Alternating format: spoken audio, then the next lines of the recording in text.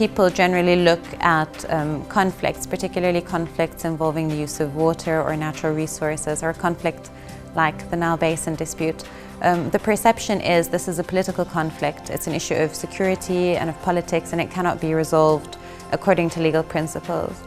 In my opinion, that's a misconception. International law is an extremely important tool for a number of reasons. First of all of the states involved use the language of international law to justify their action. The second part is that there are a number of treaties that do govern the use of water in the Nile Basin. The exact details of these treaties differ, but mostly they contain an obligation by the upstream states not to construct works on the Nile or to obstruct the flow of the waters without seeking the consent of the downstream states. There are a number of problems with these treaties. For example, in 1902, a treaty was concluded between Ethiopia and between Great Britain. Because this treaty has been concluded in two different languages, there is a difference over the interpretation of the treaty. Another issue relates to other treaties. In 1929, there was a treaty that was concluded between Egypt and the United Kingdom.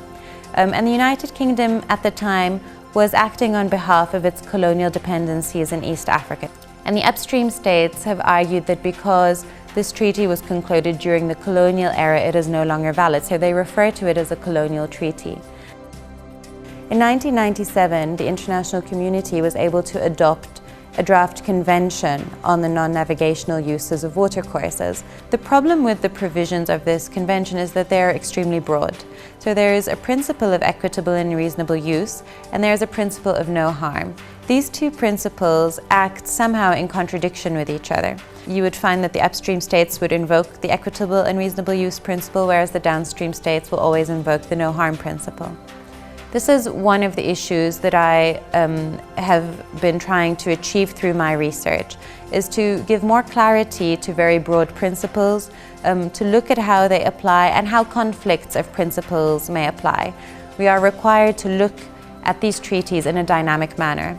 A new reasonable use can be accommodated, but first and foremost, it is absolutely essential to make sure that the burden of proof is on the state introducing the new use, to establish that it will not harm existing uses by other states. And where even a small level of harm is inevitable, and it is not possible to mitigate this harm, then in that case there should be an entitlement to compensation.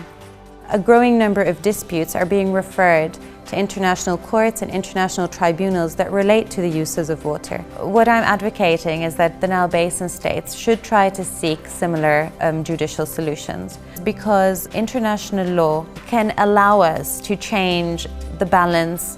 Instead of it being a balance that is based on power, that is based on geographical location, it's going to be a balance that is based on rights and law and justice.